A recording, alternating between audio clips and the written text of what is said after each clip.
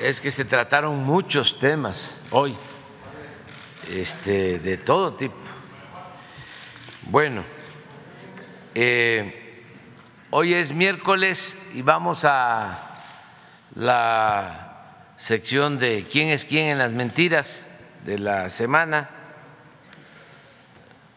Hay que reiterar de que es una síntesis del resumen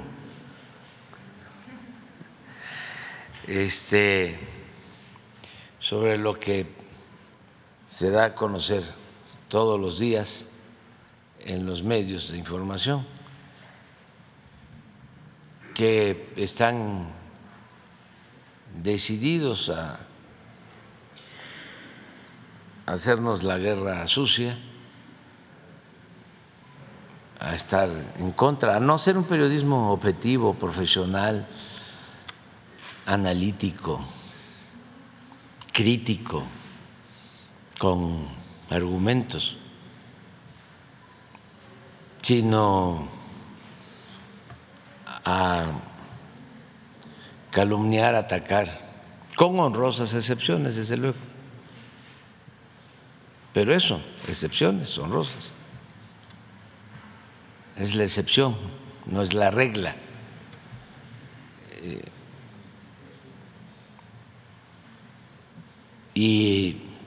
Pero también esto es parte de la democracia. Esto es muy importante. Es una muestra fehaciente de que tenemos democracia. En una dictadura no sucede eso. Tienen que criticar con los dientes apretados. De aquí vociferan, gritan y no hay ningún problema. Insultan y no hay problema. Y no va a haber censura. Cero censura. Plenas libertades. Y lo que aconsejamos pues es que todos aprendamos a autolimitarnos, porque cuando alguien se excede en una sociedad politizada como la nuestra, se le revierte, es un efecto de boomerang y se exhibe y hace el ridículo y pierde credibilidad. Y pueden tener mucho dinero y hacer medios con mucha producción, pero sin credibilidad.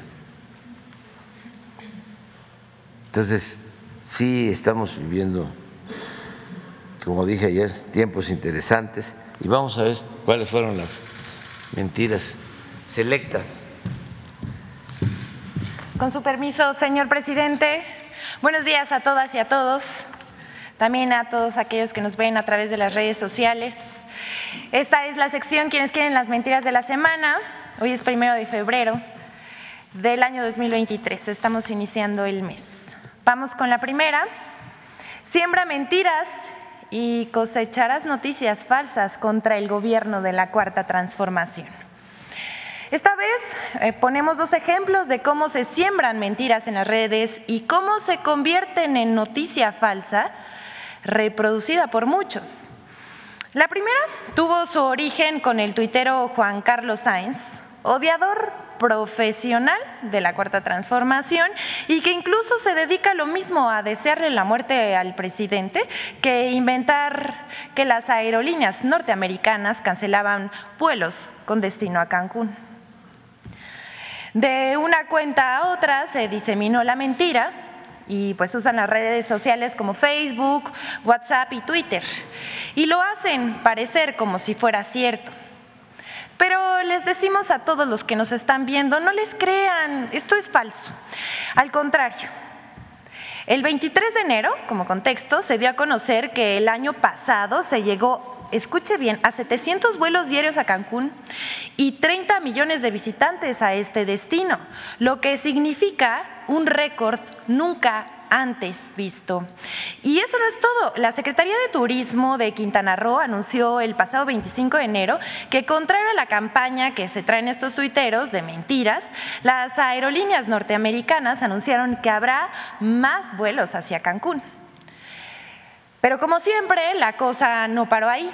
Pablo Maluf, colaborador de la revista Nexos, tuiteó un comentario por demás clasista y racista sobre las obras que se llevan a cabo en Cancún. Y él escribió: estamos atestiguando la acapulquización de la Riviera Maya, destrucción, corrupción, crimen, violencia, pobreza y fealdad. Acapulco, en los años 40 y 50, era el destino del jet set mundial, la bahía más bella del mundo. Ahí fue la luna de miel de los Kennedy. Ahora no va ni el diablo. Clasista, racista y también aspiracionista el comentario de este partidario del conservadurismo. A la conversación le entraron la actriz Claudia Ramírez, quien aprobó lo escrito por Maluf, en tanto que Macario Schettino escribió: lo lamento. Sin embargo, hubo usuarios quienes les desmintieron y le hicieron ver lo confundido que se encuentra en su burbuja de privilegios. Y bueno, aquí en la pantalla vamos a ver algunos de los que en su propio post le hacen ver lo equivocado que está. Hay un usuario que le dice: te equivocas, Acapulco se llena de gente, pero gente que normalmente no puede elegir su destino turístico mejor. Fealdad, solo en tu jeta. Acapulco fue porque se dejó crecer la delincuencia y solo fingieron que ayudaban a combatirla mientras recibían moches. Neta, no es tan difícil pensar, solo que tu neurona no da para más. Los de tu clase son unos mediocres, cobardes y temerosos al progreso. Otra usuaria dice: uf, qué confundida se trae. La supuesta destrucción que supongo dices es por un tren. No es solo para atraer turismo, es también para fines de justicia social, para fines en toda la zona. Váyase por la libre de Playa del Carmen a Valladolid y vea cómo nunca le llegó nada a esos pueblos. También hay alguien más que dice: creo que necesita darse una vuelta en fines de semana y sobre todo en vacaciones. Por ejemplo, estas vacaciones de fin de año estuvo lleno de personas de todos los niveles socioeconómicos. Hasta distintos amigos de Estados Unidos pasaron sus vacaciones ahí. Infórmese más. Alguien más le dice: no te gusta nada de México, resentido. Y si te vas, lo mandó muy lejos, a Las Vegas, allá no te quejarías de nada. Y bueno, clasista, racista y aspiracionista es este comentario. Sin embargo, aunque entre clasistas se cubran, aquí un tuit de Patricio Solís, quien describe esta mentalidad. Érase un opinólogo que decía en la tele que en México no había racismo, y luego se quejaba en Twitter de que la Riviera Maya se estaba arruinando como Acapulco, a donde, según él, ya nadie iba. Nadie de su admirado jet set, claro, porque 1 millón de turistas al año en Acapulco les son invisibles. Ahí lo dejamos para la reflexión. Que nos cuenten en la transmisión cuántos hemos ido al hermoso puerto de Acapulco. Vamos con la siguiente. Diputada del PAN publica mentiras con propósitos electorales. Hasta ahí llegan. Muchas mentiras se han difundido en torno al sistema de salud, sin importar que el gobierno del presidente Andrés Manuel López Obrador busca que la salud sea universal, de calidad y gratuita, para que todas y todos los mexicanos se haga realidad el derecho humano a la salud. Pero bueno, la diputada federal por Toluca, Melissa Vargas, quien en su cuenta de Twitter publicó un texto malintencionado y hay que decir falso, con fines claramente electorales. Ella escribió: otra razón más para no votar por Morena nunca más.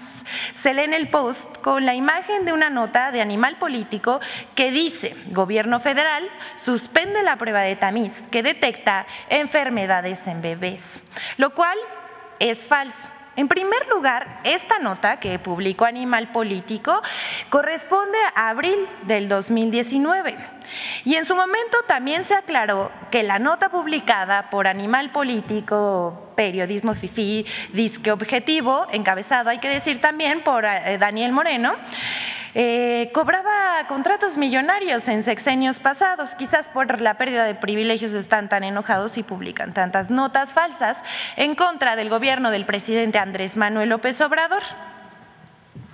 Y bueno, hay que decir que esta nota se desmintió en su momento y se aclaró que solamente existía un retraso en la licitación para la renovación y adquirir dicha prueba. Les decimos a todas y a todos que esto se trata de una campaña para intentar causar pánico, pero las pruebas de tamiz neonatal están garantizadas en el sistema público de salud. Vamos con la siguiente. Lorenzo Córdoba y Ciro Murayama arman una mega campaña de desinformación usando al INE como ariete. La semana pasada se reactivó la campaña en contra de la reforma electoral enviada por el presidente Andrés Manuel López Obrador, mejor conocida como Plan B. Primero, los consejeros del Instituto Nacional Electoral, Ciro Murayama y Lorenzo Córdoba, dieron una entrevista al diario español El País. Murayama declaró que la democracia no está en el ADN de los mexicanos, solo porque no votan como él quiere. Pero asoma un dejo de sesgo clasista, como si los mexicanos fuéramos menores de edad y no tuviéramos la capacidad de entender y elegir a nuestros representantes y gobernantes. Esta desafortunadísima declaración fue reproducida por muchos medios y ya saben, a 8 columnas publicaron mentiras sobre el Plan B, como el periódico La Razón y Reforma, columnas en El Universal, en El País, personajes de la oposición como, qué sorpresa, Claudio X González, Emilio Álvarez y Casa, Denise Dresser, Ángel Verdugo y un larguísimo etcétera. Un verdadero nado sincronizado digital para generar una caja de resonancia de las mentiras contra el gobierno. Aquí vamos a mostrar al senador de oposición Emilio Álvarez y Casa, quien también miente. Él dice: en Palacio Nacional y Morena molesta que propuestas suyas para cargos en el INE y la Suprema Corte ejerzan autonomía e independencia intelectual. Por eso no entienden que las y los consejeros del INE hayan votado unánimemente luchar legalmente contra el Plan B. Es autonomía. Hasta aquí Emilio Álvarez y Casa Longoria, pero solo le queremos avisar, por si nos está viendo o escuchando, que la consejera Norma Irene de la Cruz ya declaró que no está de acuerdo con la estrategia legal del INE y demandó la implementación de las reformas una vez aprobadas. Eso no es unanimidad, señor senador Emilio Álvarez y Casa. Por su parte, el consejero presidente del INE, Lorenzo Córdoba, publicó su posicionamiento sobre la reforma y declaró que con el Plan B se pone en riesgo la democracia y el voto ciudadano libre y equitativo, lo cual no solamente es falso, sino una completa exageración y está absolutamente alejado de la realidad. Él dice, escuche bien, el Plan B de la reforma electoral afecta gravemente las posibilidades de ejercer el voto ciudadano en condiciones de libertad y equidad, con regularidad y certeza, es decir, impacta en la recreación misma de nuestra democracia. Y ahí dice en su tuit: comparto mi participación hoy en el Consejo General. Bueno, esta participación dura aproximadamente 8 minutos. Si alguien quisiera verlo, se encuentra disponible en sus redes sociales, pero les adelantamos que esta participación estuvo plagada de juicios propios y bastantes falsedades. Y bueno, siguiendo con Lorenzo Córdoba, más tarde expresó en conferencia de prensa que el secretario de Gobernación, Adán Augusto López, había mandado a los senadores a descuartizar al INE. Él dice: vamos a combatir todas las decisiones que en estas normas ponen en entredicho y prácticamente desmantelan, descuartizan. Hoy sabemos por testimonios, esas fuentes que estuvieron presentes, que esa fue la palabra que utilizó el titular de la Política Interior cuando fue a cabildar en el Senado para que los legisladores de su partido votaran a favor de esta reforma. Esto, por supuesto, también es falso. Solo son dichos del consejero presidente. O le contaron mal el chisme o es producto de su imaginación. Esta información fue retomada por Reforma, Milenio y otros, pero también por Carmen Aristegui, quien en la presentación del libro de los consejeros del INE dijo esto. Vamos a verlo.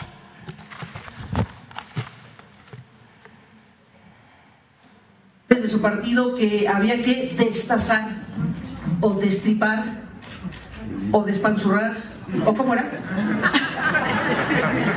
Cualquiera de esas palabras que finalmente, dichas o no dichas, de manera directa a los legisladores, ilustran, describen finalmente lo que, según los especialistas y la gente que directamente está operando al sistema electoral en México, pues podría ocurrir en caso de que estas reformas finalmente puedan validarse de manera sorpresiva, sería así desde mi punto de vista, por la Suprema Corte de Justicia, que ya están ahí pues recibiendo las impugnaciones correspondientes. Así que estamos frente a este fenómeno que tiene que ver con la política, con la organización, con las autoridades, con la sociedad. Todo lo que involucra la palabra democracia hay que discutirlo ampliamente. Y este libro finalmente es una herramienta, como dice Planeta, para que la ciudadanía conozca y defienda sus derechos en materia electoral alcanzados históricamente. Yo saludo a quienes están aquí: Pepe, José Woldemer. Bueno, no voy a presentar por semblanzas porque tenemos solamente una hora para presentar. Pepe Woldemer, Ciro Murayama, Lorenzo Córdoba y Jacqueline Pechard. A todos gracias por estar aquí. Quisimos dejar el video completo para que sepan quiénes estaban ahí y qué dijeron. En fin, ahí no paró esto. Lo dicho por Carmen Aristegui, Reforma, Milenio y Lorenzo Córdoba, lo cual fue falso, pero tenemos el desmentido. El vocero del grupo parlamentario de Morena en el Senado, César Cravioto, desmintió las acusaciones realizadas por el consejero presidente del INE sobre la supuesta orden de destazar al INE. Es una más de sus mentiras y calumnias. También respondió el secretario de Gobernación, Adán Augusto López, quien dijo que nunca usó dicha expresión cuando asistió al Senado para solicitar el apoyo a la reforma que envió el Ejecutivo Federal. Además señaló que el consejero presidente del INE debió escribir un libro titulado Las mentiras de Córdoba. Y ahora, para finalizar, les vamos a presentar las 5 mentiras que los consejeros del INE usan para intentar confundir a los ciudadanos. Es una cápsula de Infodemia a quienes les agradecemos cada semana por su colaboración en esta sección sobre los argumentos falaces que andan difundiendo los consejeros del INE, Lorenzo Córdoba y Ciro Murayama.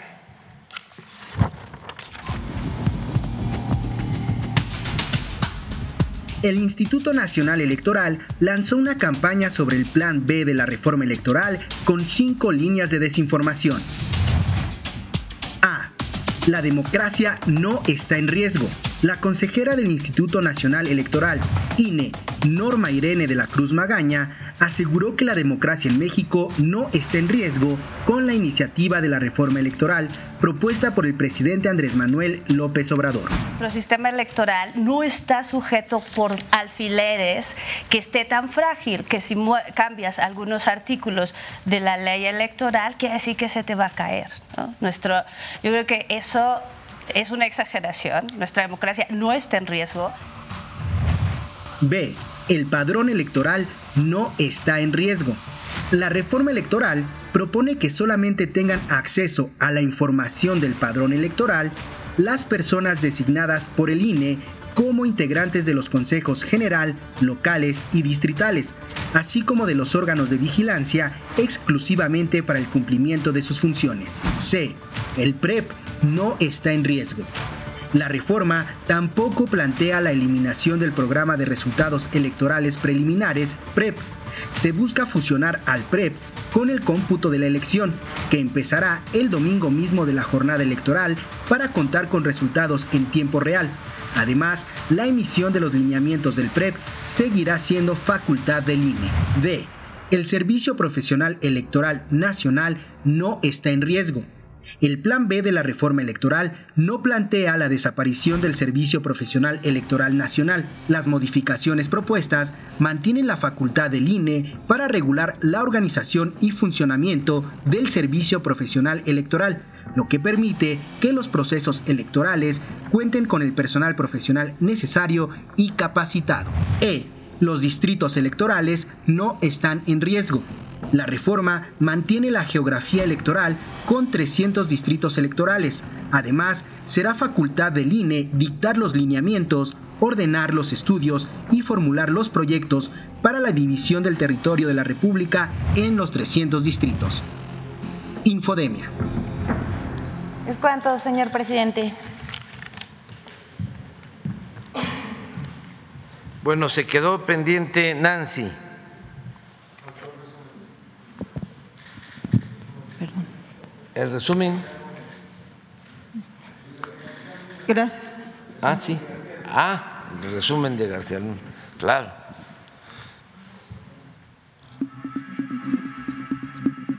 El día de ayer, 31 de enero, concluyó la quinta audiencia del juicio contra Genaro García Luna en la Corte del Distrito Este de Brooklyn, Nueva York. En esta ocasión, el primer testigo fue Adrián Ibáñez, agente de inteligencia de la DEA. Interrogado por la fiscal Erin Reed, Ibáñez narró que en 2007, mientras trabajaba en México como agente de la DEA, recibió el aviso de un cargamento de 23 toneladas de cocaína que llegaría al puerto de Manzanillo, en Colima, y compartió esta información sensible con la Policía Federal. Durante el decomiso, en el que participaron la Marina y agentes del puerto, se descubrieron exactamente 23.5 toneladas de cocaína que fueron posteriormente quemadas por la Marina. Ibáñez afirmó que este cargamento ha sido el más grande de la historia. Mediante este testimonio, la Fiscalía buscó corroborar las declaraciones que el Lobo Valencia emitió sobre este decomiso durante la audiencia anterior. En el contrainterrogatorio, la abogada defensora Valerie Gottlieb preguntó a Ibáñez si había compartido la información con alguna otra agencia además de la Policía Federal y si la DEA había participado en el decomiso. El testigo respondió que únicamente había informado del cargamento a la Policía Federal y que la participación de la DEA había sido solamente la de compartir información, dejando que la Marina, con presencia de agentes de la AFI, realizara el decomiso. El siguiente testigo fue Raúl Arellano Aguilera, ex policía federal del aeropuerto de la Ciudad de México. Interrogado por la fiscal Marie Diouf, Arellano describió las irregularidades que vio en el aeropuerto de la Ciudad de México entre 2007 y 2010. Declaró que una o dos veces por semana recibían una orden vía radio en las que les decían todos en 35 hasta 45, lo que significaba que debían dejar de inspeccionar el equipaje que llegaba al aeropuerto hasta nueva orden y estar pendientes. Arellano afirmó que entre sus compañeros había un grupo de unos 20 elementos que era conocido como el Grupo Especial. Este grupo, que gozaba de privilegios como llegar tarde o faltar al trabajo, se retiraba de la vigilancia cuando se recibía la orden y regresaba 1 o 2 horas después. Entre ellos se encontraba el comandante Israel Espinosa, los oficiales José Luis Martínez y Mario Nieto y el comandante Bailón. El testigo agregó que durante la hora de comida estas personas hablaban sin ninguna discreción y decían que la maleta había pasado sin problema. Arellano relató las visitas de los jefes de varios aeropuertos como Tijuana, Toluca, Guadalajara y Cancún, en ocasiones con maletines, a la oficina de Óscar Moreno Villatoro, entonces director general de aeropuertos. El testigo narró que en una ocasión el jefe del aeropuerto de Toluca tropezó con otro compañero y al abrirse su maletín cayeron al piso paquetes de dólares. Mencionó que los miembros del Grupo Especial a veces comentaban que los jefes estaban contentos porque recibían su parte, refiriéndose a García Luna, Cárdenas Palomino y Ramón Pequeño. pequeño. Durante el contrainterrogatorio, el abogado defensor César de Castro cuestionó al testigo sobre las visitas que tuvo de parte de la Fiscalía para prepararse para este juicio y preguntó a Arellano si sentía celos, rencor o envidia hacia García Luna y Cárdenas Palomino por ser personas muy jóvenes para ostentar sus cargos y no haber sido formados por una institución policial como el testigo, insinuando que estos son los motivos de Arellano para declarar en este juicio. El siguiente testigo fue Israel Ávila, testigo protegido que fungió como contador de los hermanos Pineda Villa. Interrogado por la fiscal Erin Reed, el testigo narró que en 2005 él era un agente de bienes raíces en el estado de Morelos y que entre sus clientes se encontraban los hermanos Mario y Alberto Pineda, quienes se identificaban como agentes de la AFI. Afirmó que en 2006 rentó una casa a los hermanos Pineda que le fue decomisada, pues se cometió un asesinato en su interior. Al reunirse con ellos para hablar de este asunto, los hermanos le revelaron que eran miembros del cártel de Sinaloa y afirmaron que no trabajaban para Genaro García Luna, sino que él trabajaba para ellos. El testigo aseguró haber visto en este libro los apodos con los que el cártel de Sinaloa identificaba a Genaro García Luna, así como el entonces secretario de Seguridad Pública de Morelos, Luis Ángel Cabeza de Vaca. Ávila confirmó algunas de las declaraciones emitidas por El Grande en una audiencia previa, particularmente el secuestro de García Luna orquestado por Arturo Beltrán y el arresto del rey Zambada realizado por el mismo Grande disfrazado de agente federal. Agregó que en dicha detención el gobierno quería cambiar a Zambada, por lo que Arturo Beltrán ordenó a Ávila que le hablara a un periodista cuyo nombre no quiso mencionar para que difundiera lo que estaba pasando y las autoridades no lo pudieran cambiar. Finalmente, el testigo declaró que fue arrestado en Texas en 2012 y que ha cumplido 10 años de una sentencia de 15. Afirmó que espera recibir un beneficio por este juicio, pero señaló que había solicitado su traslado a una cárcel en México y se lo habían concedido, pero se retractó para colaborar en este juicio. La defensa empezará su contrainterrogatorio hoy miércoles 1 de febrero. Durante la audiencia, el juez Brian Coogan reconvino de nuevo a la Fiscalía, indicando que no deben hacer más preguntas sobre los lujos de los narcotraficantes o sobre la ropa que vestían, pues estos datos son irrelevantes. Al final de la audiencia, el juez también pidió al dibujante de la corte borrar el rostro del testigo Israel Ávila en el dibujo que estaba haciendo, pues su identidad está protegida. Esto del aeropuerto para toda la gente. Resulta que hay una organización internacional que funciona básicamente en Estados Unidos y es la que califica sobre la calidad, seguridad de los aeropuertos. Ayer estaba yo leyendo, creo que el que escribió el Twitter no había escuchado esta declaración. Pero además, yo creo que ya muchos saben de que cómo metían droga por el aeropuerto. Una vez hubo hasta una balacera ahí en el aeropuerto. Bueno, en ese tiempo el aeropuerto de la ciudad tenía categoría 1.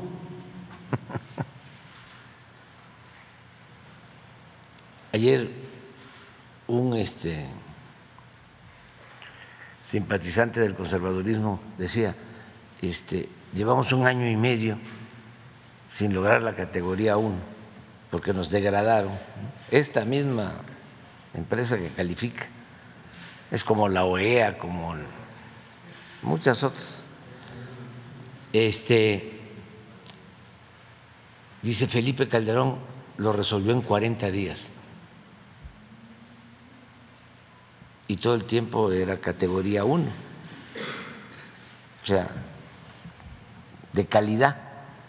Todo esto lo digo como para que no estemos creyendo que son infalibles, ¿no? Estas organizaciones. Me acuerdo que hay una organización también, la que autoriza lo del manejo del espacio aéreo, también internacional, que me consta que sin hacer estudios de ningún tipo, porque habían intereses de por medio, resolvieron que se tenían que cerrar los dos aeropuertos para construir el aeropuerto en Texcoco. Se tenía que cerrar el aeropuerto de la Ciudad de México y el aeropuerto de Santa Lucía por interferencia aérea, según ellos. Y así, pues, mucha falsedad. Esto pasa en las finanzas, ¿no? Organismos internacionales que califican la economía de un país. Hay calificadoras internacionales. Cuando estaba la robadera, el saqueo en alto en Pemex, en el país, las calificadoras les ponían 3 estrellas.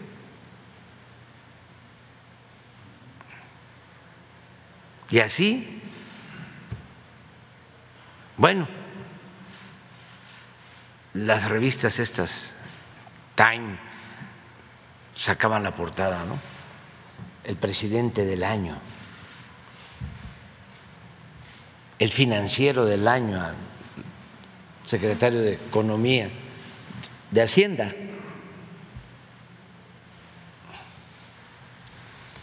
Entonces, ahora me acordé de esto, ¿no? Califican, a ver, nivel 1, nivel 2, o las organizaciones supuestas defensoras de derechos humanos, o los supuestos defensores del medio ambiente, que nunca protestaron cuando se iba a hacer el aeropuerto en el lago de Texcoco, que iban a dejar sin agua a las aves, con una gran afectación ecológica. Ni un solo amparo. O lo que hicieron en la península con esta empresa estadounidense, Calica, que en Playa del Carmen, una de las zonas más bellas del Caribe, abrieron bancos de material para llevar grava, arena a Estados Unidos, para usar esa grava en la construcción de caminos, de carreteras en Estados Unidos. Destruir el paraíso. Nunca Greenpeace ni ninguna organización ambientalista protestó. Todo eso es lo que está quedando en evidencia. Pero esto de los aeropuertos es clarísimo. Tenían una clave, dice, 3540.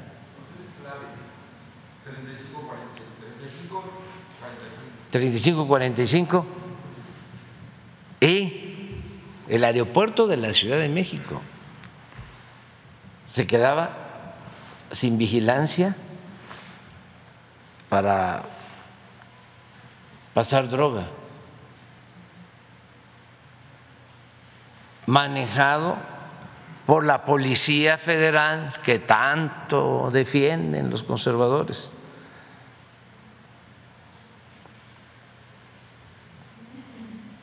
Que no apoyaron a la Guardia Nacional, que no quieren que la Guardia Nacional esté bajo el mando de la Secretaría de la Defensa. Es interesante todo lo que está sucediendo, independientemente de lo que vaya a concluirse. Eso del aeropuerto, no hay duda de que lo manejaban. Y no solo el aeropuerto, sino los informantes sobre todos los vuelos de Marina, de Defensa, para advertir si había una movilización del Ejército, una movilización de Marina, se filtraba de inmediato.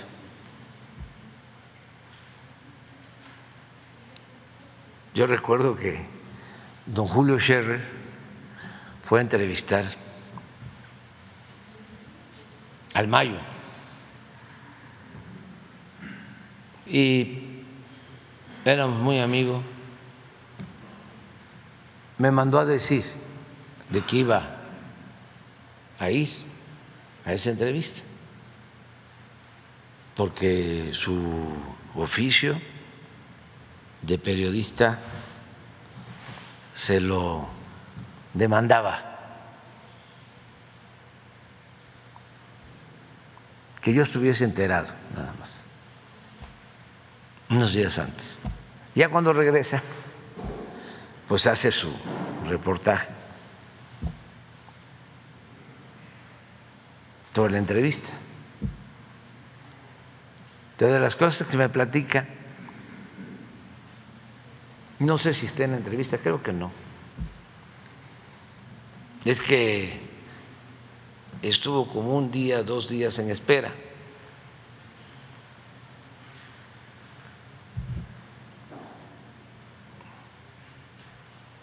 Hasta que se crearon las condiciones, ya lo llevaron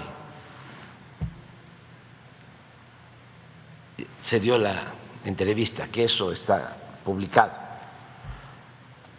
Pero lo que me llamó la atención, y a él también, que tenía mucho sentido del humor, y me decía: don Andrés, ¿qué cree? Me estuvieron esperando y ¿saben qué decían? Que no podíamos ir al lugar porque había mucho gobierno.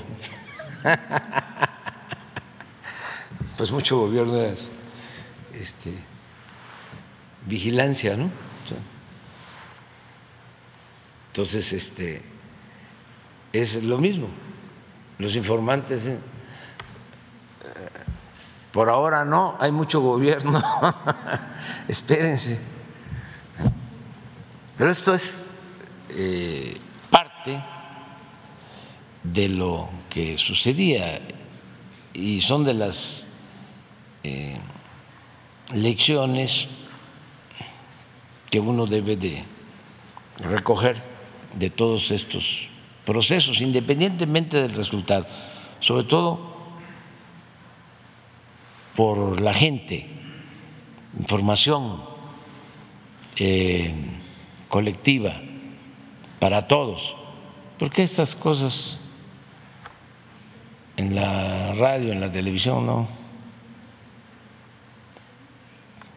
pasan así como flash, no hay análisis. ya nadie se acuerda de lo del el aeropuerto, las balaceras, o a partir de aquí deberían de decir, a ver, ¿qué pasaba en el aeropuerto? Entonces, muy interesante. Vamos con Nancy. Gracias, presidente. Buenos días, Nancy Rodríguez de Oro Sólido, de Empuje Migrante y Hermano Migrante. Buenos días a todos. Presidente, como usted sabe bien, todos los días es común que venga mucha gente a buscarnos para denuncias, solicitudes aquí afuera de Palacio Nacional.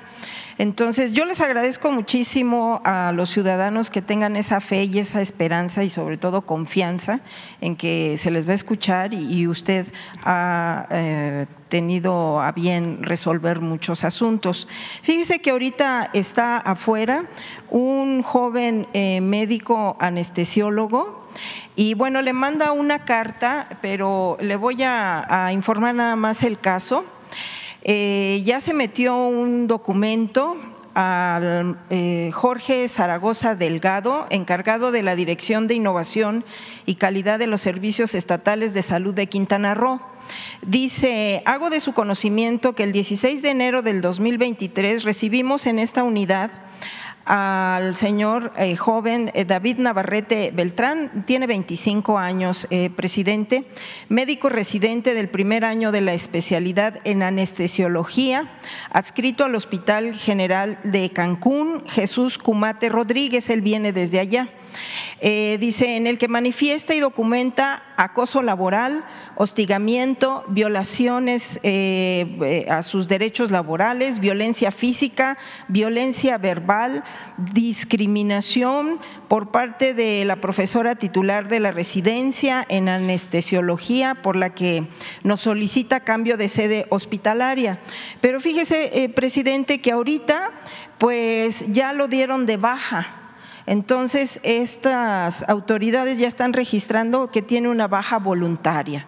Entonces, él, así con voz quebrada, nos pide que le hagamos llegar este asunto porque no quiere perder pues su semestre o como le llamen ahí y está aquí afuera, presidente. Entonces, bueno, pues le dejo esta solicitud con Jesús, ojalá que pueda darle. Lo van a atender. Muchas gracias, presidente.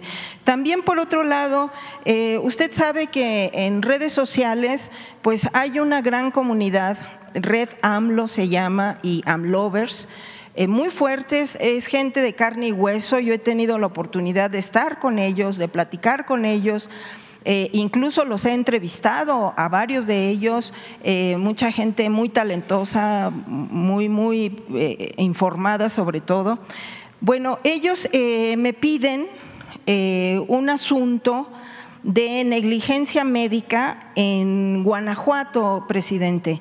Hubo un fallecimiento de una hermana de ellos, de Jesús Arroyo Martínez, y me pidieron a través de esta red AMLO, de AMLovers, que son seguidores de usted, y son cuentas que tienen 20,000, 30,000, o sea, son gente de carne y hueso, orgánica, como lo hemos dicho. Pero fíjese que ya el caso ha escalado hasta la Comisión de Derechos Humanos Estatal y pues no ha obtenido resultado. Entonces, pues es allá en Guanajuato, no sé usted qué posibilidades tendría de que pudiera acompañar este caso. Presidente, murió su hermana Lidia Arroyo Martínez. Y bueno, pues falleció de negligencia médica en León, Guanajuato, y pues aquí vienen los datos del hospital. Al parecer era del Seguro Social o de salud, del sector salud local. No sé cómo lo ve usted, presidente. Pues si es el Seguro Social, lo puede ver y atender Zoé Robledo. Ajá. Y si no es del Seguro Social, lo que pasa es que Pues sería el secretario de Salud o la Comisión Nacional de Derechos Humanos. Nosotros orientamos también aquí con Jesús. Perfecto. Muchas gracias, presidente. Mire, también por otro lado, igual, como usted sabe, en redes sociales, pues ya es un gran movimiento, ya son las nuevas comunicaciones. La pasada cumbre de líderes de América se realizó una conferencia de prensa, presidente. Se dio esta conferencia aquí en el patio. Y hace unos días usted mencionó la pregunta que hizo la representante de Radio Fórmula. En el chat obviamente hubo muchas dudas de por qué era ella la que había preguntado. Entonces, presidente, muchos ciudadanos creen que fue usted el que seleccionó a esta representante. Yo le quería suplicar si fuera tan amable de informarnos, sobre todo, como usted dice, para las nuevas generaciones, y que no piensen que hay discriminación hacia las redes sociales, hacia los medios independientes, autónomos, sobre todo ahorita que hay una gran ola de jóvenes muy talentosos, en serio, muy preparados, de 20 años, que, o sea, a mí me sorprende ese talento y esa sensibilidad que tienen.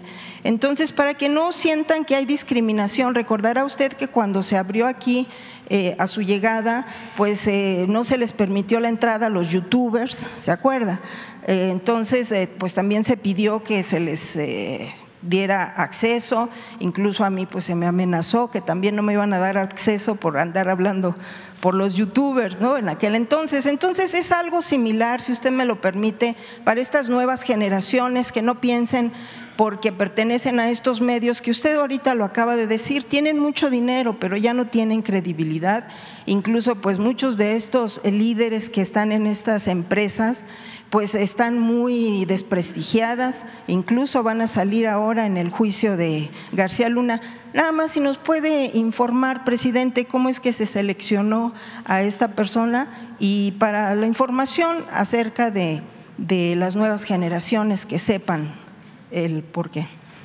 Bueno, sobre esa selección, cada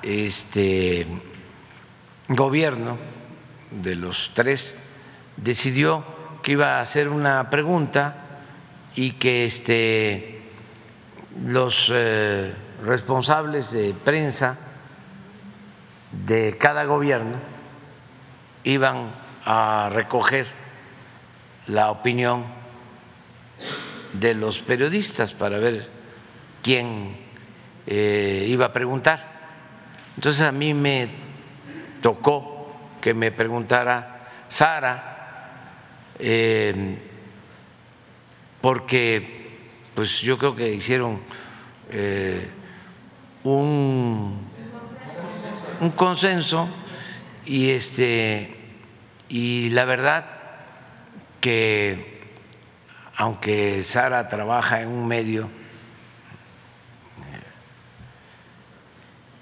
de información convencional donde hay gente que no nos quiere, casi todos los que trabajan en esa estación de radio están en contra de nosotros, los que tienen programas de noticias, pues, todos. No creo que haya uno que informe con profesionalismo y con objetividad y con equilibrio cuando se trata de asuntos nuestros. Pero Sara es una muy buena periodista. Esa es mi apreciación también. O sea, ella informa, se dedica a informar. Los que editorializan pues son sus jefes, los de corte y confección y los conductores que ya le agregan, ¿no?, y empiezan a dar opiniones. Pero mi opinión es de que Sara es una periodista que informa. Es que con eso es bastante, que no haya tendencias, que no haya sesgos, o sea, que no haya información tendenciosa, que se busque lo más apegado a la objetividad, a la verdad. Eso es lo que pedimos, que no se confunda información con opinión del conductor. Entonces, eso es lo que yo puedo comentar básicamente, ¿no? Sí. Ahora con lo de los juicios con el juicio de García Luna,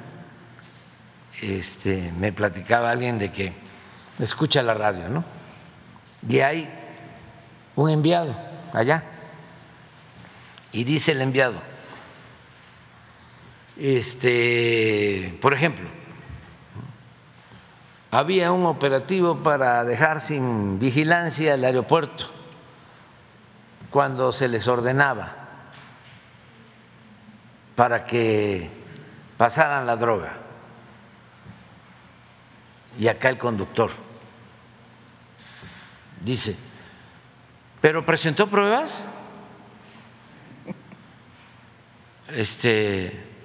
¿Pero le consta? ¿O son dichos?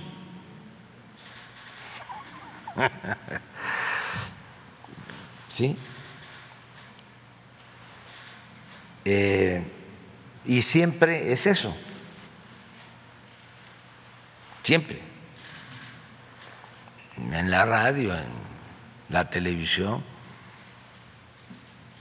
más en la radio, fíjense. Antes la radio era la campeona de la libertad y se ha echado a perder por completo. Igual que los periódicos, pero como los periódicos ya no tienen la misma cobertura, ya no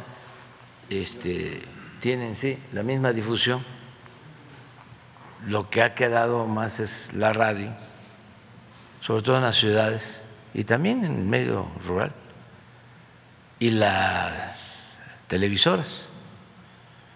Pero eso fue lo que sucedió y Sara fue la que me hizo la pregunta.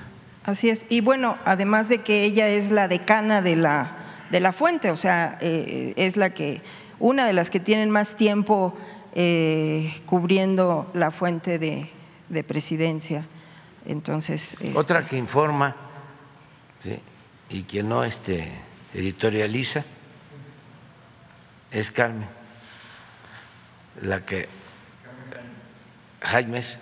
Carmen Jaimes, fíjense, de Televisa, y ella una profesional, que es a la que le voy a dar la entrevista cuando lo solicite, nada más que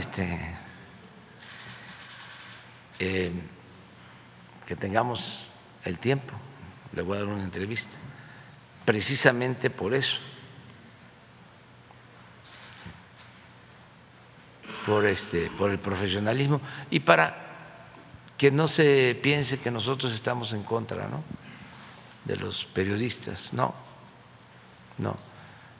estamos en contra de los que utilizan el periodismo para hacer negocios, para lucrar, que en sentido estricto ni siquiera son periodistas.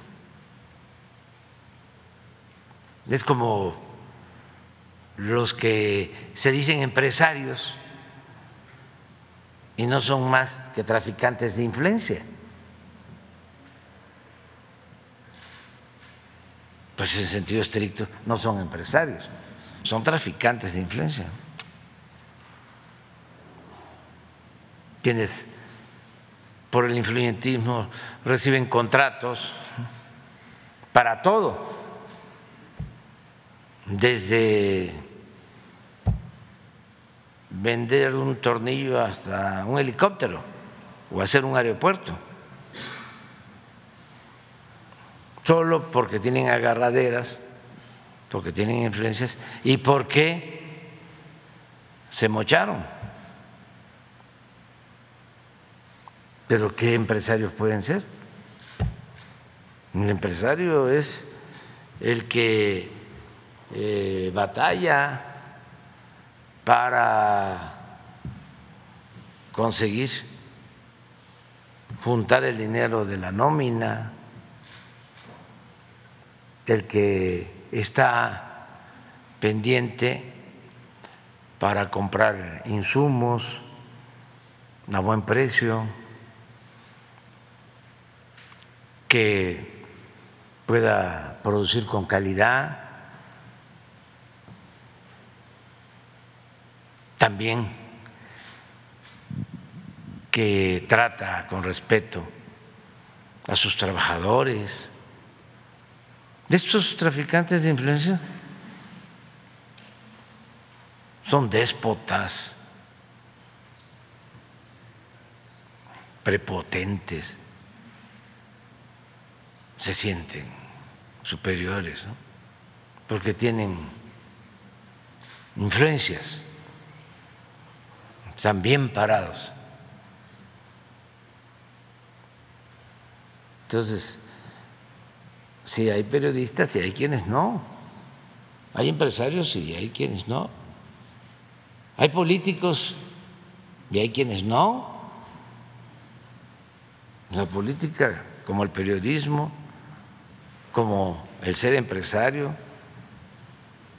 pues requiere de un conocimiento y también de una ética.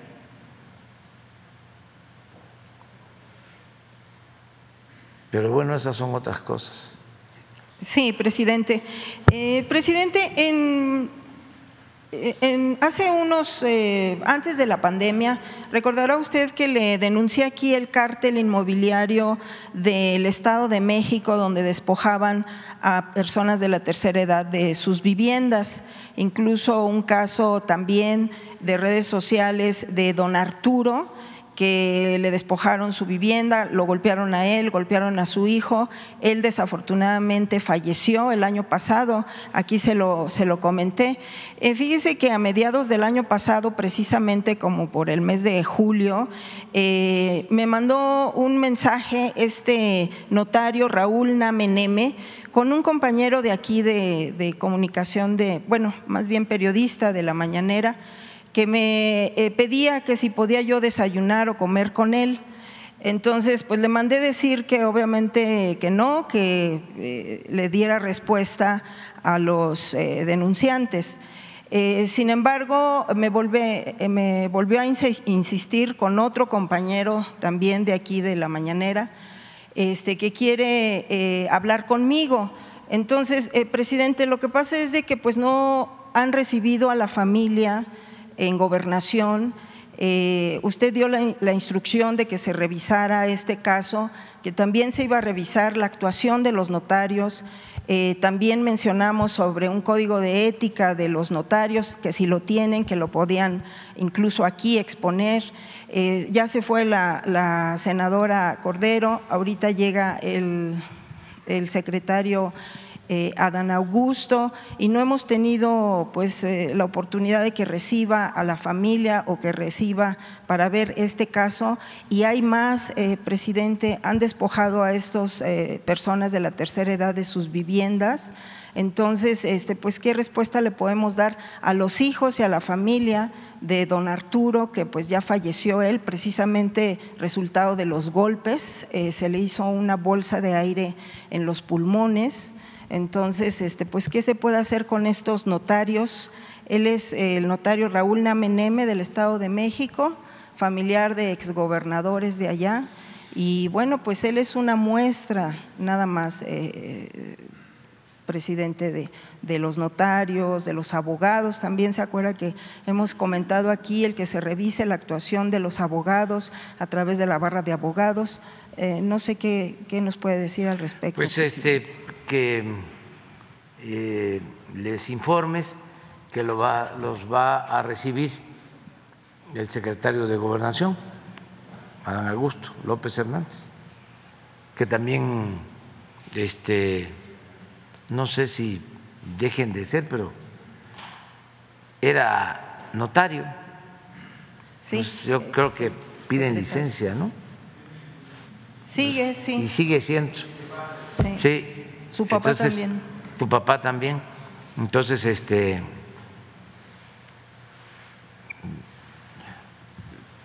su papá extraordinario,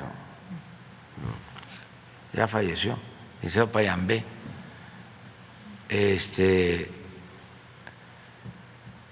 Fue de los que nos ayudó cuando empezábamos. Ustedes saben que en la ley electoral anterior, ya de hace mucho tiempo, los notarios, y creo que todavía, pueden ir a dar fe cuando se comete pues un fraude. Se puede ir a un notario, a buscar a un notario, y tienen que dar esa labor, tienen que cumplir con esa labor. Bueno, pues allá cuando empezamos en Tabasco, ningún notario quería. Y Payambé sí, el papá de Adán. Por eso le tenemos mucho respeto al finado Payambé en aquellos tiempos cuando se empezó a luchar, ¿no?, por la democracia, que estaba más difícil. Cuando yo fui candidato a gobernador por el Frente Democrático Nacional, se reunió el Tribunal Electoral de Tabasco para establecer que los representantes de casilla de los partidos, o sea, los que iban a cuidar nuestros votos, tenían que vivir en la misma sección electoral donde se iba a instalar la casilla. Y para acreditar su residencia tenían que presentar una carta de los gobiernos municipales acreditando de que ahí vivían. ¿Saben cuántas cartas entregaron? Ninguna. Por lo mismo, no nos registraron a nuestros representantes. Y las casillas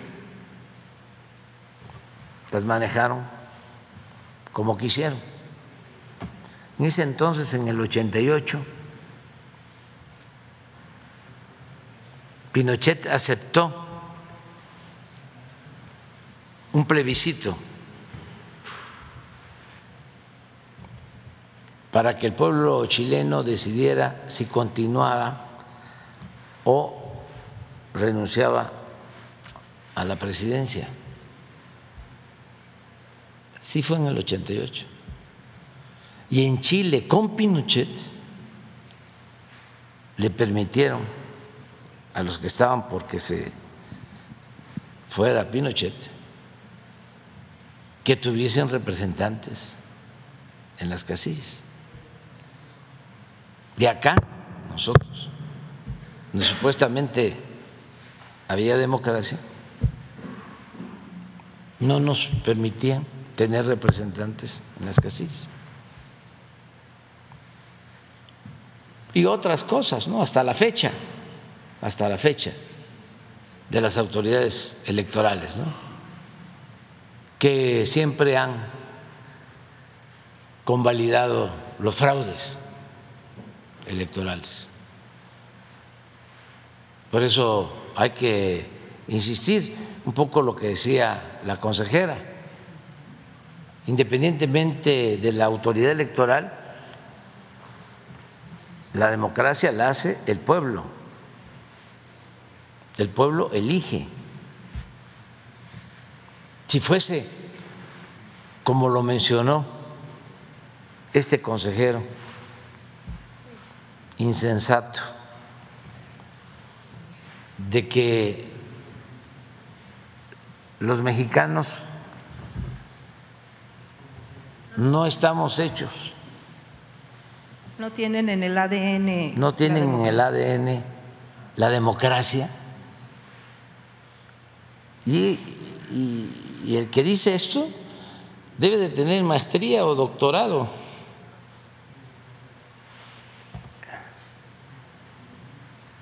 Es como la pregunta que le hizo Krillman, el periodista estadounidense, a Porfirio Díaz allá por 1906. Le preguntó que si los mexicanos ya estaban preparados para la democracia. Y Porfirio, que no era funcionario, era Porfirio el gran maestro, ¿no?, de la simulación.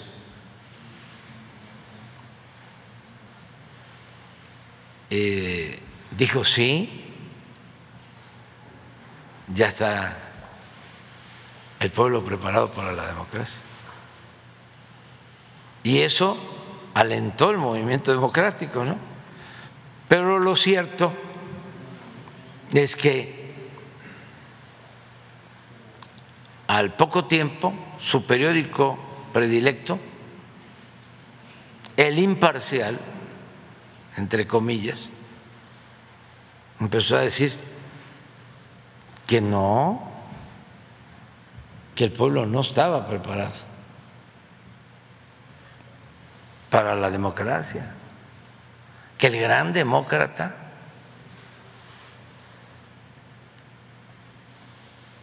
era Porfirio Díaz y que lo que el pueblo de México demandaba era que continuara, que se reeligiera otra vez Porfirio Díaz. Entonces, un poco para ir valorando todo esto, ¿no?, que está sucediendo. Claro que el pueblo está preparado para la democracia que tenemos,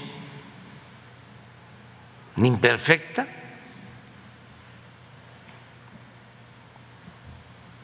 se ha conseguido por el pueblo, en contra de las autoridades electorales.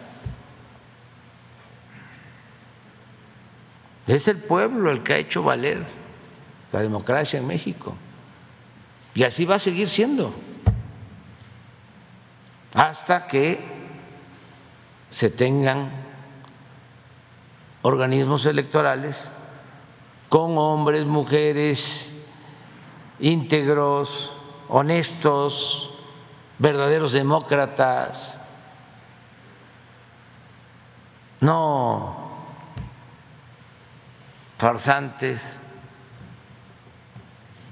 antidemocráticos, subordinados a grupos de intereses creados, empleados de los oligarcas. Es que una cosa es la democracia, es el gobierno del pueblo, el mandato del pueblo. La oligarquía es el gobierno de la minoría. Esa es la diferencia desde las definiciones aristotélicas. Entonces, sí, tenemos que cuidar que todas las autoridades, en este caso los notarios, ¿sí?, actúen con libertad, de manera democrática. Y Adán va a recibir a la familia que tú le comentes. Sí. Por último, presidente, se dio a conocer que nuestros hermanos migrantes ya pueden contar con el IMSS desde Estados Unidos, pero tienen duda, presidente, si podrán contar con los beneficios del Infonavit, de créditos para vivienda o créditos para mejorar sus viviendas aquí en México. También si cotizando con el IMSS se podrá ser sujetos de créditos bancarios para abrir algún negocio o comprar bienes aquí en México. Y bueno, no sé si podría haber algún informe especial acerca de esto, porque pues ya ve que lo ven a usted miles de hermanos migrantes en Estados Unidos y pues tienen algunas dudas, entre otras, pero ahorita por lo pronto… Ya se explicó sobre esto, hay un plan.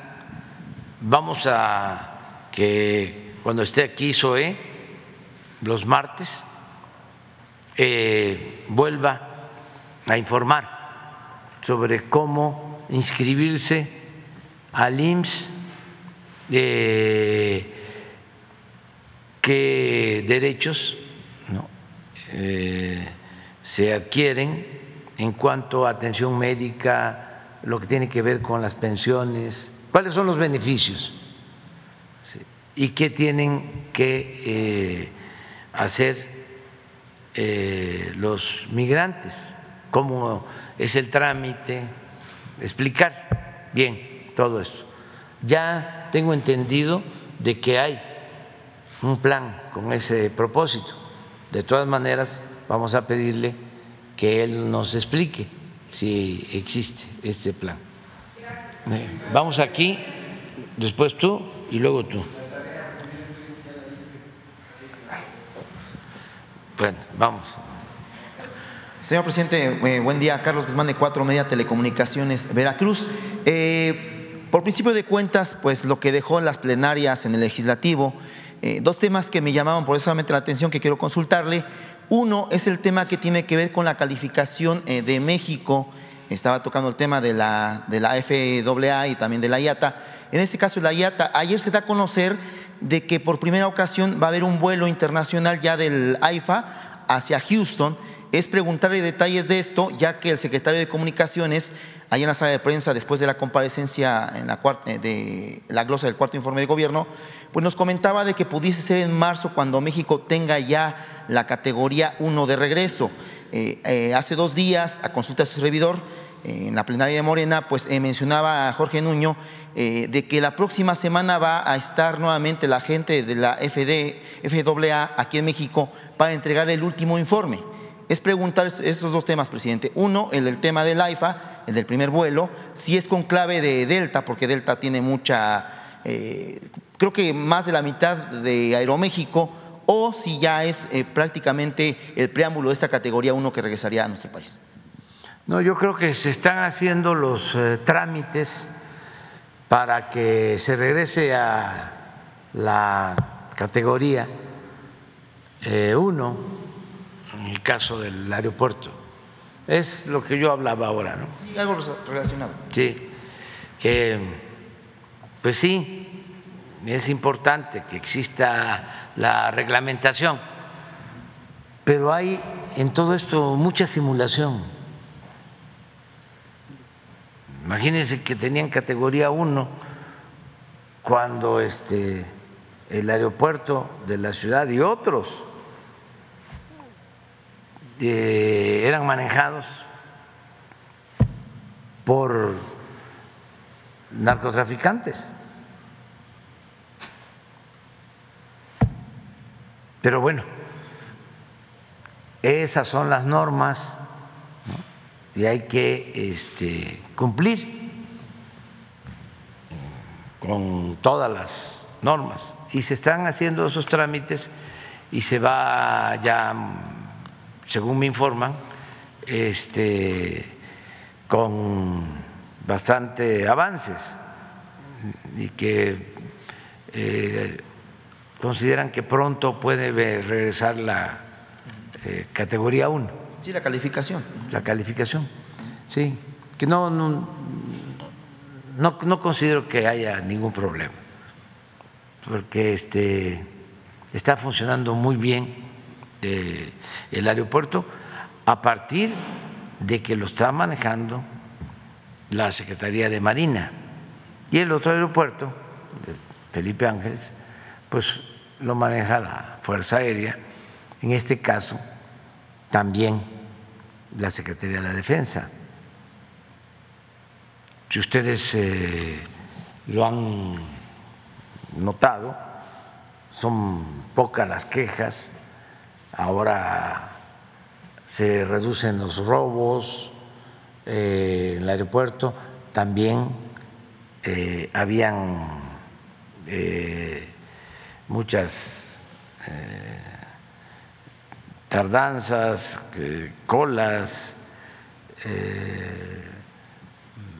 todo eso se ha estado atendiendo, está mejorando el servicio y va a seguir así. Y lo de Aeroméxico yo creo que es una decisión que toman ellos, y en efecto, como tienen esta sociedad con Delta, ¿sí? Pueden hacerlo, están asociados con Delta y con un fondo de inversiones. ¿Es el primero de cuántos, presidente? No sé, yo creo que esta fue una decisión de ellos. Lo que se tiene programado es que ya se han ido incrementando los vuelos en el aeropuerto Felipe Ángeles, ya se definió un número de vuelos de pasajeros en el aeropuerto de la Ciudad de México, porque eran muchas las operaciones, estaba ya saturado y se está aplicando eso, ¿no? En todas las líneas, y voluntariamente están trasladándose al aeropuerto Felipe Ángeles. La otra decisión que ya se tomó es de que todo el transporte de carga va a pasar al aeropuerto Felipe Ángeles. Y les decía yo en una ocasión que iba a ser mediante un acuerdo, y ya se logró ese acuerdo con las empresas que se dedican a la carga. Hay una cámara, una asociación de transportes de carga aéreo, ya me enviaron una carta asegurándome de que ellos van a apoyar. Estaban pidiendo tiempo, se les concedió, no tanto tiempo. 6 meses. Van a ser como 4 meses.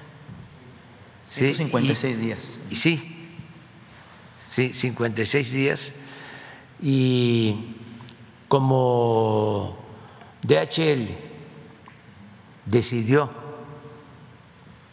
eso antes, ¿sí?, que iba a usar el aeropuerto Felipe Ángeles, me vinieron a ver y ellos, antes de que tomáramos nosotros esa decisión, ya habían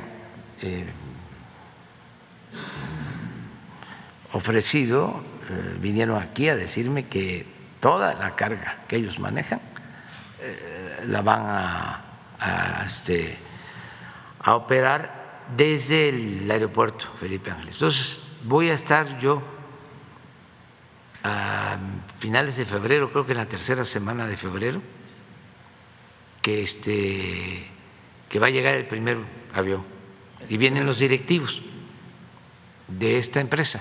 Tercera semana de febrero. Sí, voy a estar en el aeropuerto. También como un reconocimiento, ¿no?, a la confianza, a el país y a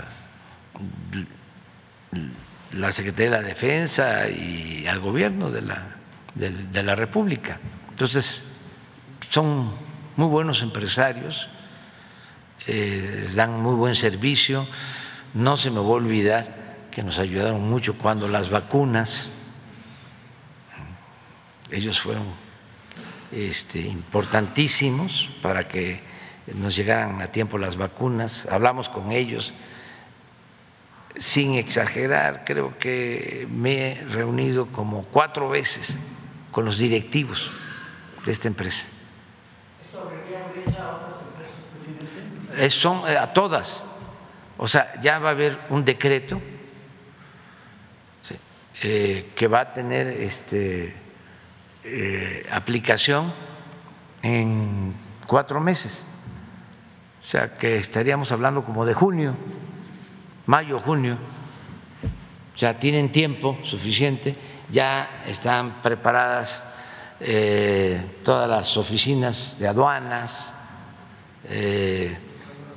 almacenes de primera, o sea, porque es un aeropuerto de primera, del Felipe Ángeles. Sí, y están en muy buen plan todos. Eso estamos esperando, o sea, vamos a ir poco a poco. Muy bien. La segunda consulta que quiero hacerle es, ayer se le consultó a usted, por una compañera, respecto al ingeniero Cuauhtémoc Cárdenas, que estaba integrando un nuevo grupo político. Sin embargo, ayer justamente cuando estábamos en la plenaria de Morena, platicamos con el senador Monreal, pues él decía de que el ingeniero tenía permiso para todo por la cuestión de que lo apoyó desde el principio. Sin embargo, el ingeniero ya publicó una carta en la cual se desdijo justamente de que ya no pertenece a este grupo. Es preguntarle, consultarle si mantiene este tema que mencionaba ayer de que él es un opositor ya para usted. A mí me dio mucho gusto lo de la carta del ingeniero y yo no sabía, pero él ya lo había informado al grupo. Lo que pasa que lo siguieron manejando. Entonces, cuando me preguntan, pues yo respondí de la manera que ustedes saben, pero me da mucho gusto que el ingeniero haya aclarado. Yo creo que aclaró. No, pero usted, en cuanto al calificativo de que era un opositor ya para usted. Es que de todas maneras no lo incorporaba yo en el grupo de moderados que en realidad son conservadores, ¿no? Porque ayer hablé de lo que decía Melchor Ocampo, que los moderados no son más que conservadores más despiertos, más audaces, más simuladores. Pues no ven los intelectuales, pues, y los periodistas famosos que se disfrazaban de independientes y eran más conservadores que Lucas Alamán. Entonces me da mucho gusto porque no leí el documento, pero era una crítica, por ejemplo, exagerada, ¿no?, sin fundamento, porque están fuera de sí,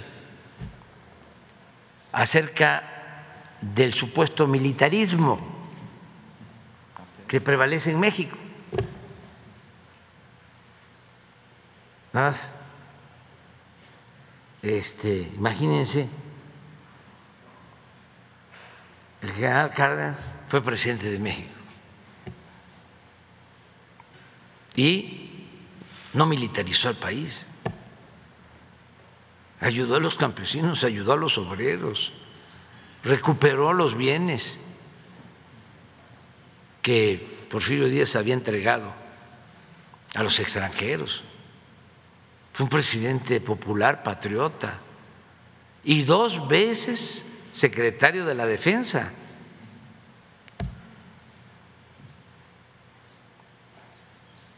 Entonces, ¿cuál militarismo? Politiquería. ¿Y qué autoridad moral tienen los abajo firmantes si todos ellos fueron parte de la corrupción o cómplices o toleraron la corrupción que imperó en los últimos tiempos? El saqueo más grande que se haya cometido en la historia de México, todos ellos, todos esos actores. ¿Qué puede decir Narro? Sí, fue rector y luego lo mandaron de delegado del PRI a Ecatepec para hacer fraude de matraquero, y fue el que acuñó la frase de los ninis, y es el que sigue ahí de cacique en la UNAM, poniendo, quitando rectores.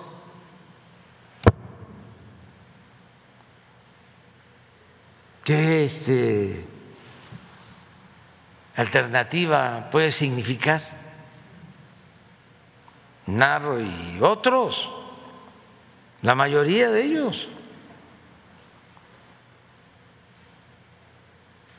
Ya basta de simulación.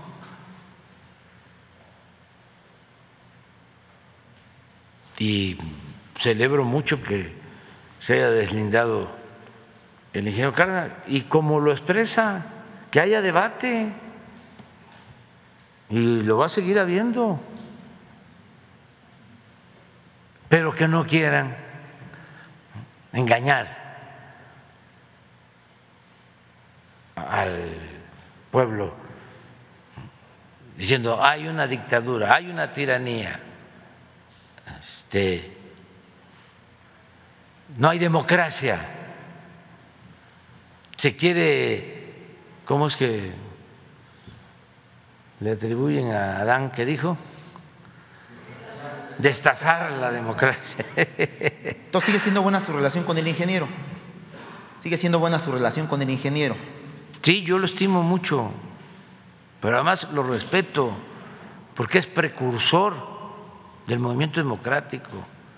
Nosotros llegamos a la presidencia para impulsar una transformación, la cuarta transformación, con el apoyo de millones de mexicanos. Esto no es asunto de un solo hombre, somos millones, y fue un proceso que se fue dando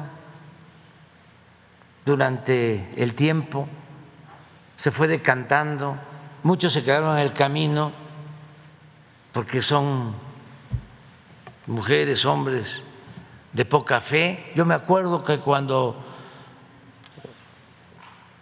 el 2006, pues muchos se desencantaron, luego se volvieron a animar, pero en el 12 muchos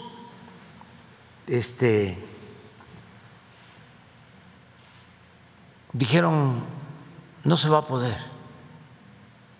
nunca se va a poder. Yo escribí por ese desánimo, por esa desolación que había, un libro que se llama No decir adiós a la esperanza. Y me acuerdo que en ese libro, a ver si lo buscas, puse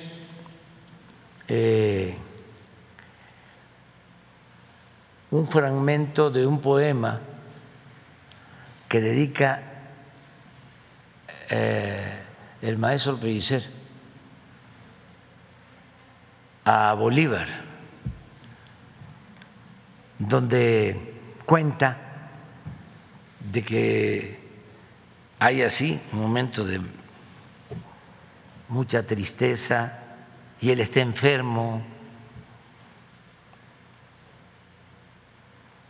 y van a verlo,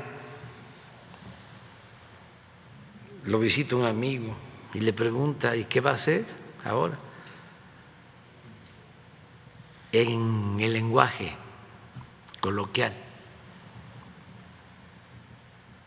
Y dicen que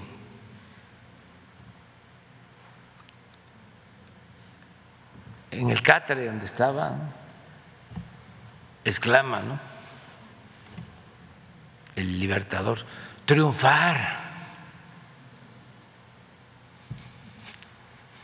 En esos momentos, algunos pues se desencantaron, se deprimieron, y otros siguieron, porque así es esto, también para enseñanza de los jóvenes. Hay que caminar hacia adelante y se puede uno caer y hay que levantarse y hay que seguir caminando, y se vuelve uno a caer y seguir caminando, no dejar de caminar hacia el ideal que se busca. Esa perseverancia es lo de Juárez. Imagínense, ocupan los invasores todo el país y empiezan los ofrecimientos. El mismo Maximiliano le escribe y le dice: vamos a ponernos de acuerdo, vamos a compartir el gobierno. Dice Juárez: no voy a aceptar a un extranjero gobernando mi país. Y luego traiciones de su gente más cercana, por lo mismo que le insistían: ya, vamos a negociar, esta causa está perdida, esta empresa no tiene futuro.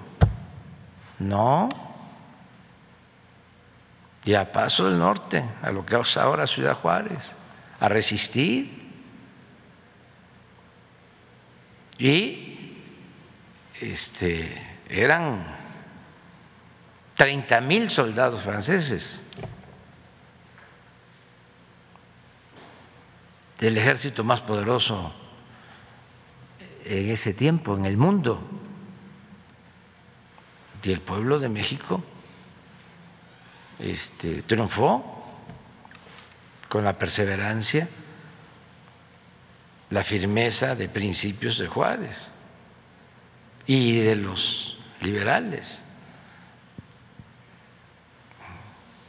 que eran excepcionales, mujeres y hombres. Entonces, es esto. Mire, en estos días de desolación,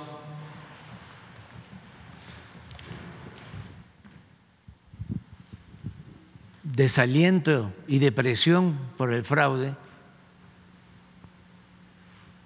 porque es que esto lo vivimos. Cuando el fraude del 2006, la gente lloraba, sufrieron mucho, la gente grande. Muchos ciudadanos se preguntan si vale la pena seguir insistiendo en cambiar las cosas o de plano hacerse a un lado y dejar que la vida pública transcurra sin ellos, sin nosotros, los que hemos venido propugnando por una transformación profunda de México. Otros con razón cuestionan si la vía electoral es el camino hacia el cambio y sin apostar a la violencia sugieren que deberíamos explorar otras formas de lucha más eficaces. Todo esto se planteó después del 12. Entiendo el coraje y el desencanto y el malestar que producen este nuevo fraude y la arbitrariedad con la que fue cometido, el del 2012, así como el mensaje prepotente de que nos quitarán hasta el derecho a la esperanza. Por eso decidí dedicar un tiempo para escribir este libro, compartir mis reflexiones sobre el qué hacer, como se decía antes, o qué sigue, como se dice ahora. Adelanto mi optimismo valiéndome de Carlos Pellicer, que en su poema Balada Trágica del Corazón, dedicado a Bolívar, cuenta que en medio de malos acontecimientos y enfermo, un amigo que le amaba a Bolívar le preguntó a don Simón: ¿y ahora qué va usted a hacer? Triunfar. El Libertador respondió con loca fe. Eso es, pues,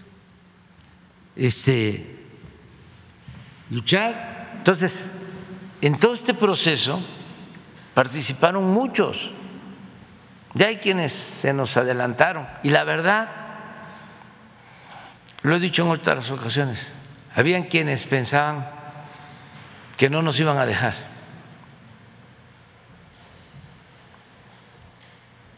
Por eso, cuando se triunfa,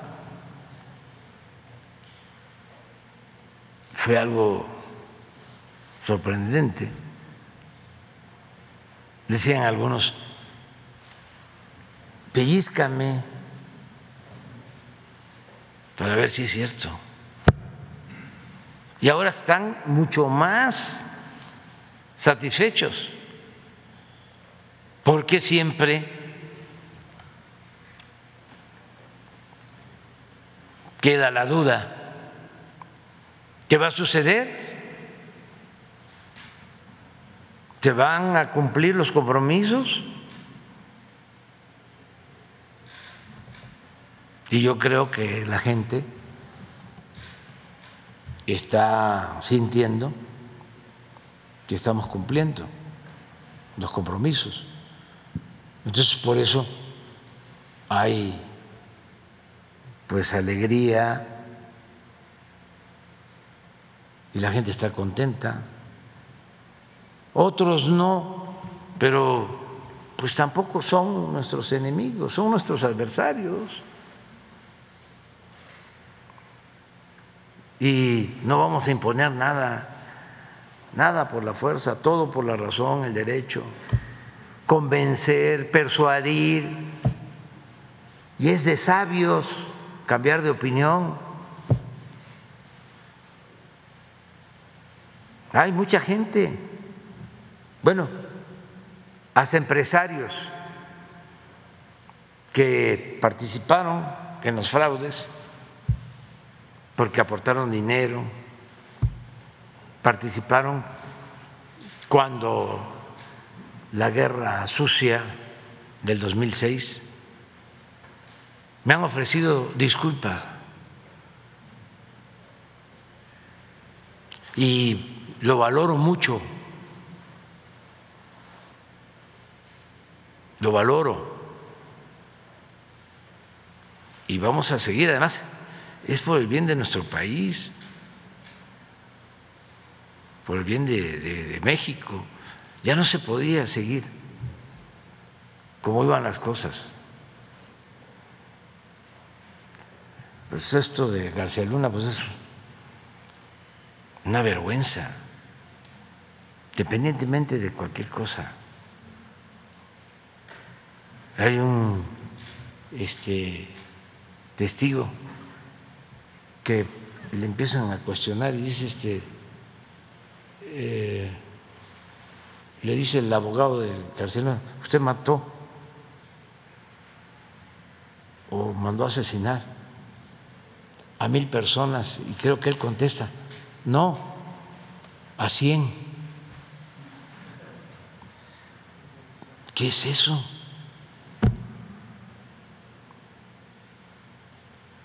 ¿En qué estábamos?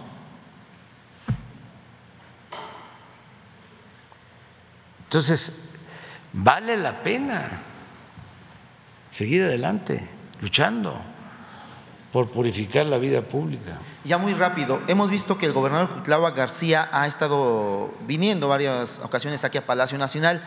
Le hemos comentado dos temas que son importantes para Veracruz, pero vamos a centrarnos nuevamente en el tren ligero de Jalapa. Ya el presidente municipal, en la vía que se tenía concesionada, pues ya está trabajando en hacer alguna vialidad. Sin embargo, está pendiente todavía el tema de ese tren ligero que se ha ofrecido. Ya el gobernador Cuitláhuac tiene los estudios. Nos comentaba cuando le consultábamos el tema con el anterior secretario de Comunicaciones, ya se tenía un proyecto. Sin embargo, nos mencionaba que el tiempo posiblemente ya no alcanzaba. Es preguntarle si este tema se ha tocado con el gobernador Cuitláhuac en estas últimas visitas que ha tenido a Palacio Nacional, y ver si, aunque sea el último día de su gobierno, usted pudiese inaugurar ese tren ligero en Jalapa. Sí, yo quisiera hacerlo, pero como otras obras, ya no quiero que se inicie nada que no se vaya a terminar. Y van a venir otros presidentes, lógicamente, obviamente, y van a darle continuidad al proceso de transformación. Estoy seguro de eso. Entonces, ya el tiempo se nos está agotando. Y tenemos mucha obra que necesitamos terminar y estamos cuidando, ¿no? Por ejemplo, en el caso de Veracruz, tenemos pues todo el istmo, todo lo que es el rescate de la zona petrolera del sur de Veracruz. Ahí se está invirtiendo bastante en el puerto, todo lo que es el ferrocarril, ¿sí?, desde Medias Aguas hasta los límites con Tabasco.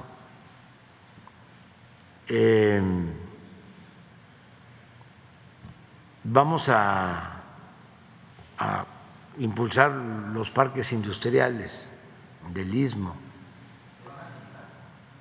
Sí, 10 parques industriales en el istmo. Creo que son 5 de Veracruz y 5 de Oaxaca.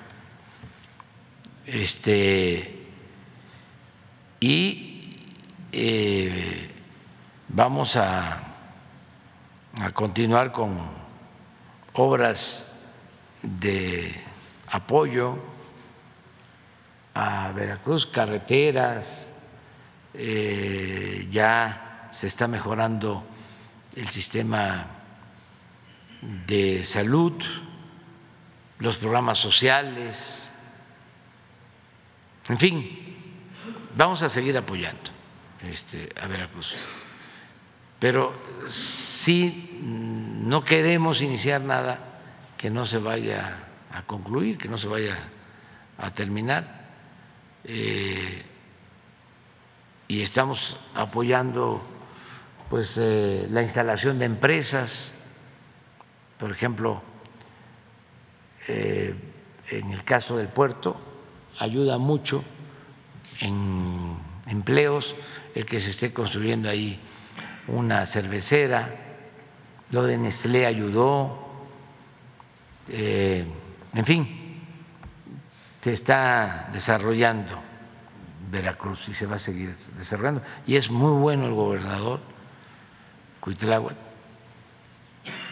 Y lo más importante de todo, de Cuitláhuac, aparte de que es una gente sencilla y trabajadora, lo más importante es que es honesto.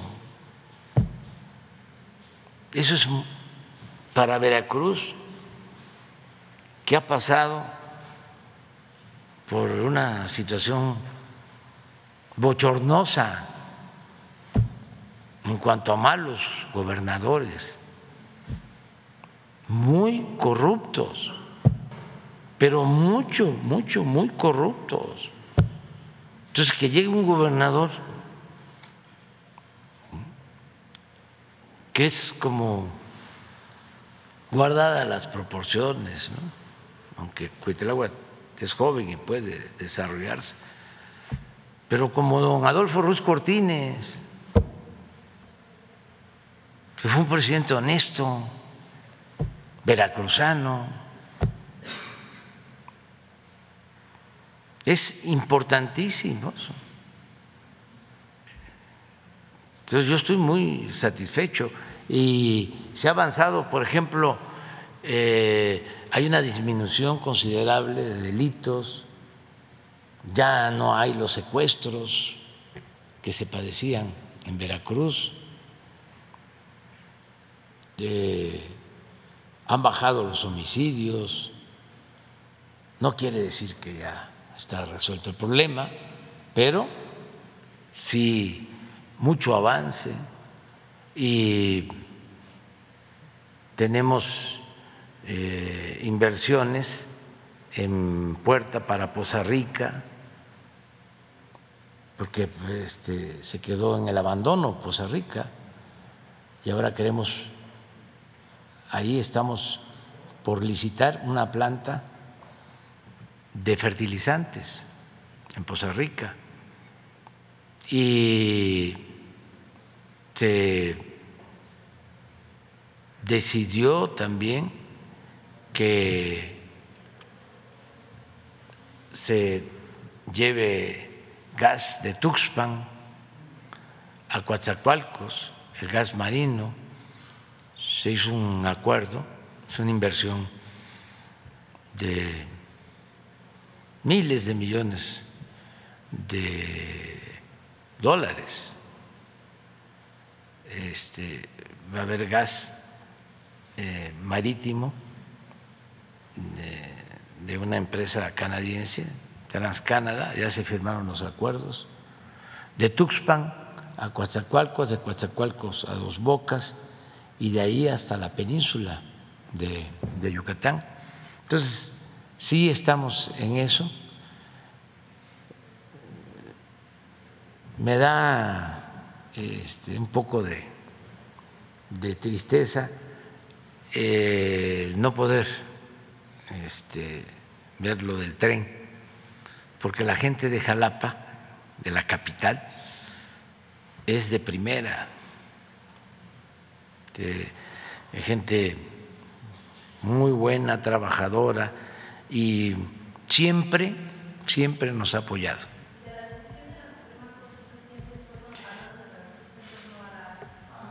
Pues sí, pues yo no entiendo bien cómo está esa resolución. Yo creo que no la limita. Sí, porque sí. Yo recuerdo que creo que el artículo 11 de la Constitución del Estado establece que para ser gobernador de Veracruz se necesita ser originario o hijo de veracruzano. Por ejemplo, yo puedo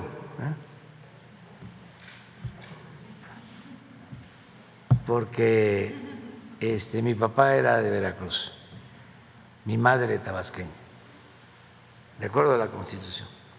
Pero se puede también por la residencia. Sí, y ya Rocío fue diputada federal, senadora por Veracruz, diputada federal por el distrito de Coatzacoalcos, que ganó de mayoría el Senado, pero a ver si no tienen el dato de cuántos votos obtuvo. Es senadora de Veracruz con licencia porque nos está ayudando en la Secretaría de Energía y en la construcción y rehabilitación de las refinerías. Pero ganó de mayoría, no es plurinominal. Entonces ¿y el segundo? O sea, obtuvo 1.800.000 votos. ¿Y el segundo?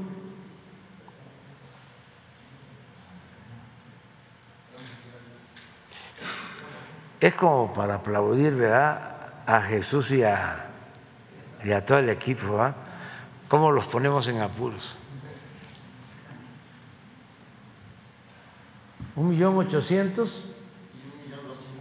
1.200.000, sí. ¿Cómo se llama con el que compitió? Que trajo a los de Vox de España, sí. Pues sí, más de 500.000 votos. O sea, lo cepilló. Entonces, estos son los que celebran, ¿no?, pensando de que ya no va a poder participar. Yo creo que sí, porque digo, en el caso de que gane la encuesta, porque tiene la residencia. Solo se eliminó lo de ser padre de hijos veracruzanos. ¿Ya no se puede?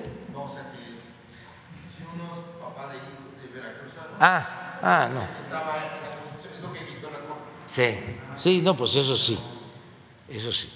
O sea, si uno tiene hijos veracruzanos, tiene uno derecho. Antes. Pero no a los hijos de veracruzanos. El hijo tiene derecho. Sí, que es mi caso. Pero yo ya en septiembre, una vez que entregue la banda, ya me jubilo. Ahí sí ya no nos vamos a poder ver, pero pues siempre les voy a recordar con afecto. Ya me voy, ya es el tiempo del desayuno ya. No me, como dicen en mi pueblo, no me puedo traspasar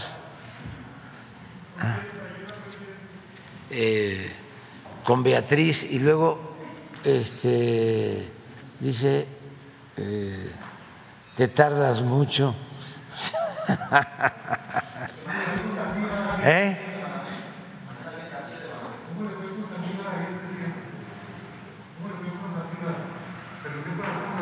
Sí, sí, bien, muy bien, muy bien. No hablamos de eso, no. Sí, viene la gerente, sí, mundial de CEO de Banamex. Creo que es hoy. Hoy es que viene la señora. A ver, pregúntale a Laura, de favor.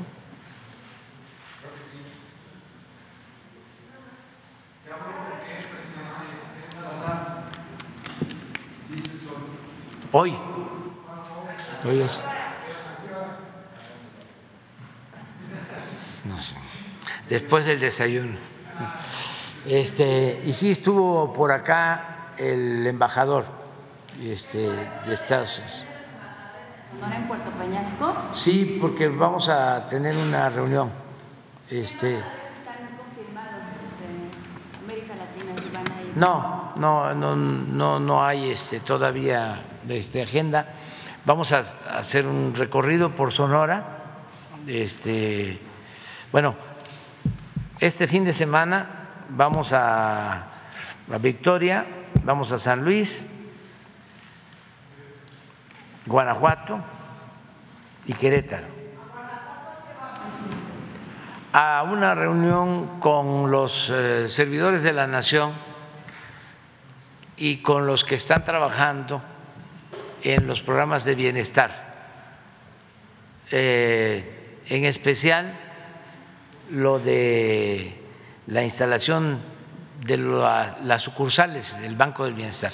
A eso vamos, básicamente.